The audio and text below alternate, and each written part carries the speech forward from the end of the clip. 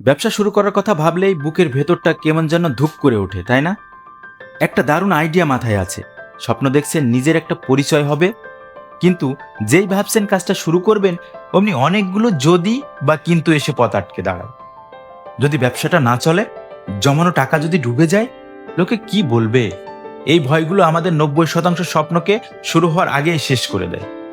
উদ্যোক্তা বাতায়নের আজকের পর্বে আমরা কথা বলবো এই ভয়কে জয় করার একদম বাস্তবসম্মত 3টি উপায় নিয়ে। চলুন শুরু করা যাক। আমাদের সবার আগে যে ভয়টা গলা চেপে ধরে সেটা হলো আর্থিক ক্ষতির ভয়। হয়তো বাবার দেওয়া শেষ সম্বলটুকু বা টিউশনি করে জমানো কয়েকটা টাকা যদি সব শেষ হয়ে যায়, আপনি পরিবারকে কি জবাব দেবেন? এর সমাধান হলো সব টাকা নিয়ে একবারে ঝাঁপিয়ে না পড়া।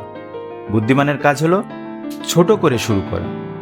ভাবুন তো, সাঁতার শেখার জন্য আপনি হয়তো সরাসরি উত্তাল সমুদ্রে ঝাঁপ দেন না, ঠিক সেভাবেই আপনার পুঁজি একসাথে বিনিয়োগ করার দরকার নেই। প্রথমে খুব অল্প পরিসরে কাজটা শুরু করুন। বন্ধুবান্ধব বা আপনার এলাকার ছোট একটা গ্রুপকে টার্গেট করে আপনার প্রোডাক্ট বা সার্ভিসটা পরীক্ষা করে দেখুন। এতে যদি ভুলও হয়, আপনি শিখবেন, আপনার সব টাকাও যাবে না, আর শেখাটা আপনার সাথেই থেকে যাবে। এটা ভয় পেয়ে পিছিয়ে যাওয়া না, এটা হচ্ছে বুদ্ধিমানের মতো সামনে এগোনো। আমাদের আরেকটা বড় ভয় হলো অজানা ভয়। আমি হয়তো মার্কেটিং বুঝি না, কিভাবে হিসাব রাখবো বা ট্রেড লাইসেন্সই বা কিভাবে করব। এই না জানা বিষয়গুলো আমাদের সবচেয়ে বেশি ভোগায়।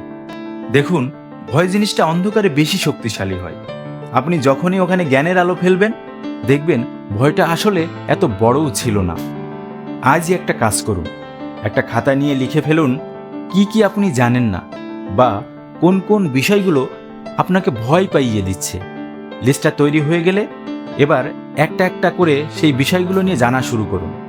ইউটিউব বা গুগলের কাছে যান। বিশ্বাস করুন, প্রতিটা বিষয়ের ওপর এত সহজ বাংলা কন্টেন্ট আছে যা দেখলে আপনি নিজেই অবাক হয়ে যাবেন। যখন জানবেন তখন আর ভয় লাগবে না, বরং আত্মবিশ্বাস জন্মাবে। সর্বশেষ, আমাদের সমাজের প্রেক্ষাপটে সবচেয়ে বড় ভয়, লোকে কি বলবে। অমুকের ছেলে তো ভালো চাকরি পেয়ে গেল, আর তুমি এখনো এসব কি করছো? এই কথাগুলো শোনার জন্য আপনি প্রস্তুত তো? আমার একটা ছোট পরামর্শ, আপনার স্বপ্নের কথা সবাইকে ঢাকঢোল পিটিয়ে বলার দরকার নেই। শুধু তাদেরকে বলুন যারা আপনাকে বোঝে, আপনাকে সাহস দেয়।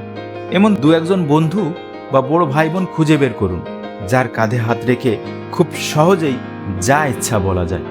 আর যারা নেতিবাচক কথা বলে তাদের কথা শুনুন, হাসুন আর নিজের কাজে মনোযোগ দিন। কারণ দিন শেষে আপনার কষ্টটা আপনাকেই সইতে হবে, আপনার সফলতাও আপনার একার। লোকে তখন শুধু হাততালি দেবার জন্যই আসবে।